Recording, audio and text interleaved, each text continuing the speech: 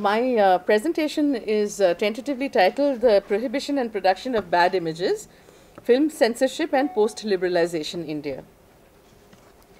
Now, in the last 15 years in particular, it's become evidently clear that the focus, or the target of state censorship is really not cinema so much as the internet. And so my presentation is actually looking at film censorship in this rather changed scenario to see what is happening, in the realm, what is happening to the relationship between film censorship and also the relationship in this context between the audience and the film text. So basically, this is a series of reflections on this idea. Now, in June 2010, I attended an interactive meeting between CBFC, which is the Central Board for Film Certification, which we call the Censor Board, commonly refer to it as the Censor Board, and several leading professionals from the industry. And there were producers, actors, directors, and of course a lot of the people wear these different hats at the same time.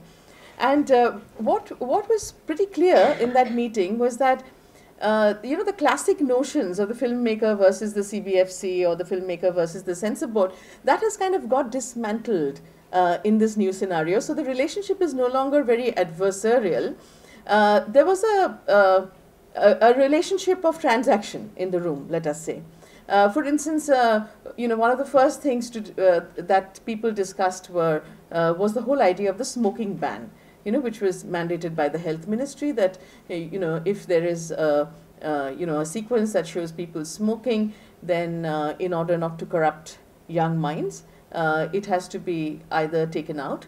And now when they realize that it's really quite impossible to do that, then you have to, give it an A certification, an adult certification.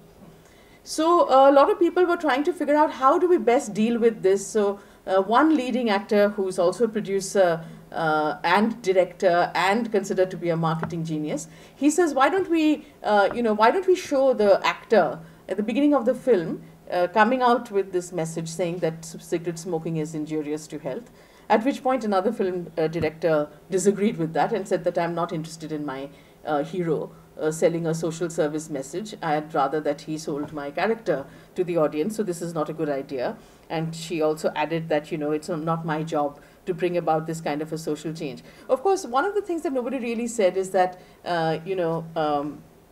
does the ministry really think that this is the most dangerous thing? Because they weren't really talking about regulating images of rape, murder, which I don't think they should, but I'm just simply saying that nobody asked this particular question, that is smoking the most dangerous thing that could happen to anybody, so we should be sitting here figuring out how to regulate or deregulate that image through adult representation. But of course, this is an old story. We all know that making an intervention in the world of representation is far easier than persuading people not to smoke. I'm pretty sure the people in the room here, would know that. So, when a ministry makes that kind of an intervention, it's, you seem to have made an intervention when actually you have made none. And of course, we also know that filmmakers and film producers have figured out a number of strategies by which to subvert the CBFC diktats or instructions, for instance. So there's persuasion, there's lobbying, there's offering of gifts and bribes. In many places you have false censor certificates, or you put back sequences that have been taken out and shown. So there's a whole range of things that people have always done. So that kind of negotiating the censor board or subverting it is not really new. But what was also very interesting is that the producer of the film called No One Killed Jessica in this meeting actually expressed a great deal of regret that there was no controversy surrounding the release of the film. He was saying that, we were hoping that Manu Sharma, who's now in prison for killing Jessica Lal, they were hoping that he would actually raise some objection to it, and they didn't. Now, which again is an interesting point, because censorship also has become a kind of a performance in the sense that And here I would like to quote somebody called Richard Burt, who says that censorship not only legitimates discourses by allowing them to circulate, but it is itself part of a performance, a simulation in which it can function as a trope to be put on show, which might actually quite explain why so many of this news about censoring actually appears not so much in the main newspaper anymore, but in page 3, which is basically devoted to celebrity gossip and publicity handouts. So this transactional nature of film censorship is certainly not new, because filmmakers and the censor board have always negotiated this border of prohibition. A very well-known example is, for instance, the climax of Sholay, a film that everybody has seen, hopefully, where Ramesh Sippy wanted Thakur to crush Gabbar Singh, with his kind of hobnailed, shoes, and kill him. And then the censor board says, but you cannot actually do that. So you have this rather tame ending where the police come and say, hey, but you cannot take the law into your own hands, etc. But there are innumerable instances of this kind, including in films like Mother India, where the censor board has kind of said, well, this doesn't seem to be a good message to give to people, and therefore it has to change. So the job of the CBFC was not just to filter harmful messages that were deemed injurious to public health, but also to define the domain of speaking and seeing. In fact, Lawrence, who's right here, has very correctly observed how law is not merely interested in prohibiting a particular kind of seeing, but also equally interested in suggesting a proper way of seeing. Now, the post-liberalization business has changed quite a bit, and so let's see what the changes are.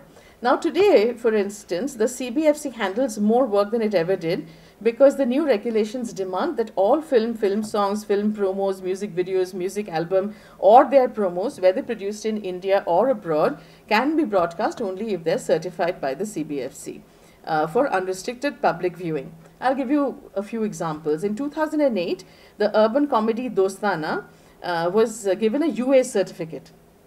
Now, the 3 deletions recommended by the CBFC read as follows, and I'm just reading you what it says. Number 1, it says it muted the word fuck. 2, it replaced the word impotent with incapable. And napunsak with kuch nahi kar sakta. And in brackets it says can't do anything. And 3, it muted the word sex from sex karna parega. So in brackets it says have to do sex has been changed to have to do. Now the 3 deletions do not provide any indication as to why the film should be rated UA, but we could perhaps assume that it has to do with the theme of homosexuality in the film, which is frequently considered to be an adult theme not only by CBFC but the public at large. Now the 2 films depicting lesbian relationships, Karan Razdan's 2004 film Girlfriend, and another film by Shreya Srivastav called Men Not Allowed, which is again also 2004, were both given A certificates. Now, while the details of Girlfriend certifications are unavailable, the instructions for Men Not Allowed are quite specific, and it reads, deleted all visuals where lesbian relationship is established, especially the following: kissing, caressing, and of smooching between Tanya and Urmila. Imagine this being, this kind of a instruction being given to, say, Bobby, what that would do to the story. Basically you're taking the love out of the love story. Incidentally, the first Bombay film to have a gay male protagonist, My Brother Nikhil, received a U certificate, and this may have to do with the film's rather self-conscious decision to maintain a discreet reticence around sexual explicitness. Karan Johar's blockbuster Kal Ho Na Ho uses a clever ruse to talk about homosexuality. Basically, it's the whole idea of pretense, that you think they're homosexual, but actually they're not. Without inviting an A certificate, but the same device, when it's used in a film called Masti in 2005, by actors who certainly do not occupy that A grade, the film is released with an A certificate. Later, the CBFC certifies Masti for satellite broadcast with a U certificate, but only after 39 deletions. But even Kal Ho Na Ho is required to make one cut, which reads, deleted the visuals of 2 ladies making love in the club, replaced with approved visuals. Now you can imagine we can all imagine what the approved visuals could be in such a situation. Now, thanks to the demands of the RTI Act, these cut lists, which are the list of cuts, are now public documents. And but however, what the CBFC does not make public, for instance, is the cuts that are being made to foreign films.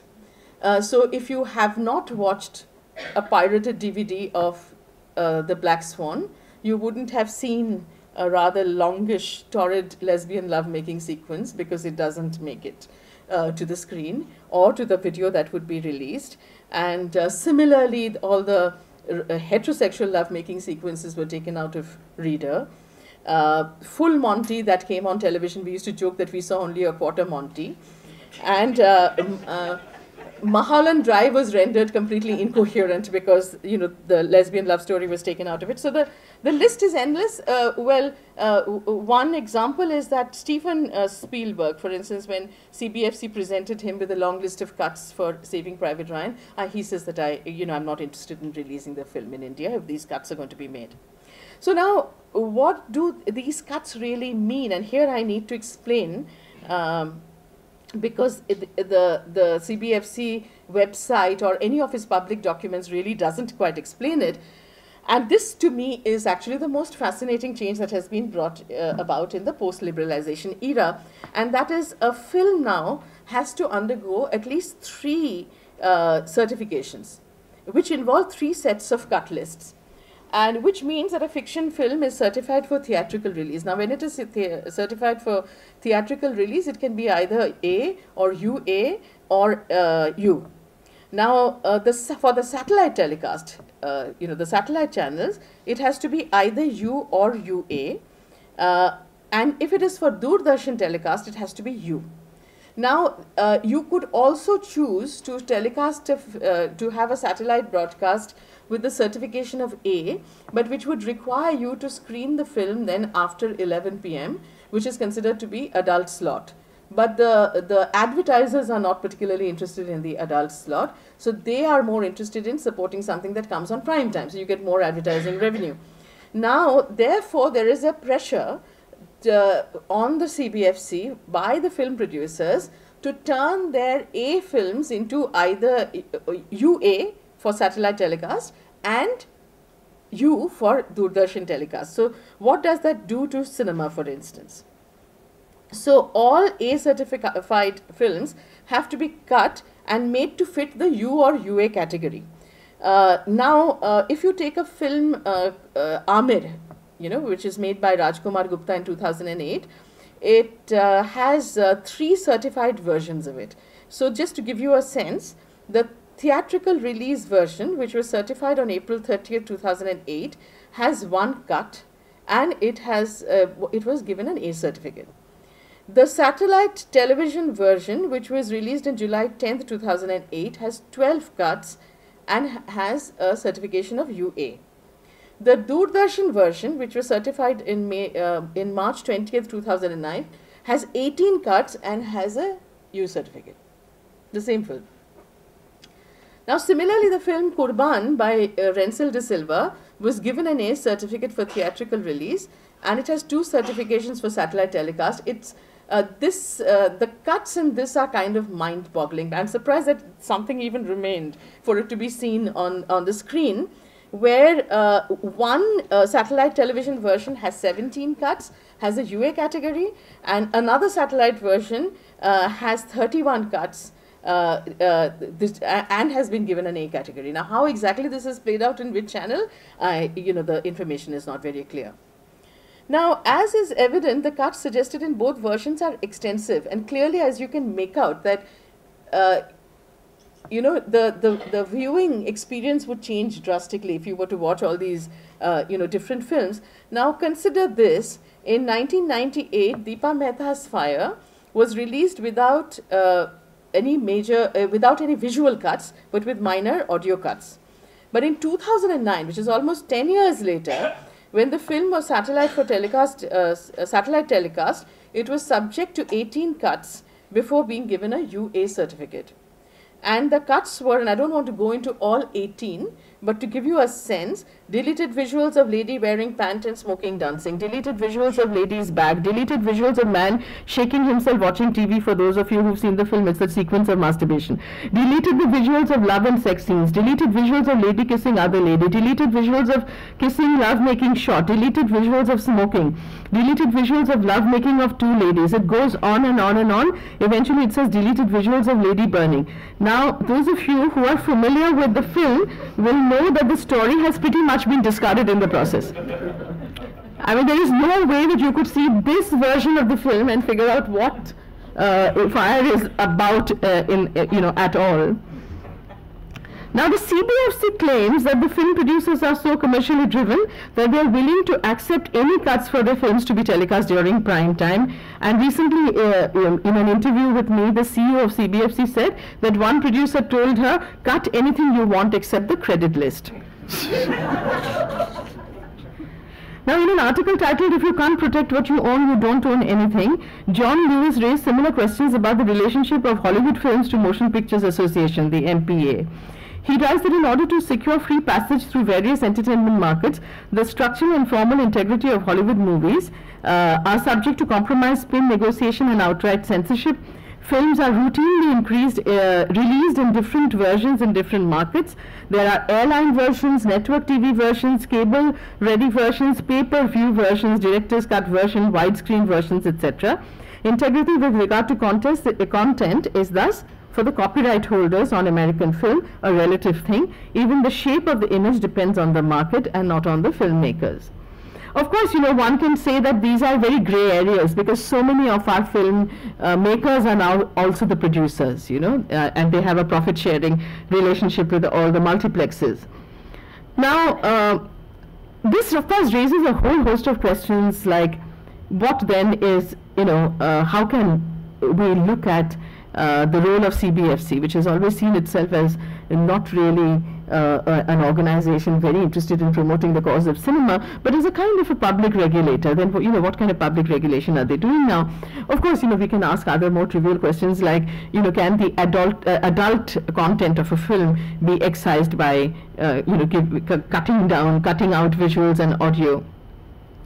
But I think that, and of course we can see that in the current scenario, that the CBFC seem to be protecting not just audiences from harmful messages, but also the commercial interests of the industry, which they will keep telling you, keep reassuring filmmakers in the various meetings. And we have the film producers, filmmakers, film directors, because that meeting was attended by, actors, directors, producers, everybody, also seem to be collaborating as censors and authors of multiple original versions. Now, with filmmakers and producers agreeing to the dissemination of multiple versions of the same film, how might we approach the idea of the original version, intellectual property, artistic integrity, and the politics of ownership? How might we understand the role of piracy? More importantly, how might we reconfigure our relationship to the film texts, where the word may no longer refer to many films, but the same one? Would the cinephiliac be exasperated at the collapse of the original, or exhilarated at the idea of many? And I hope we can collectively wrestle with these issues in order to understand how our relationship to film texts has changed. Thank you.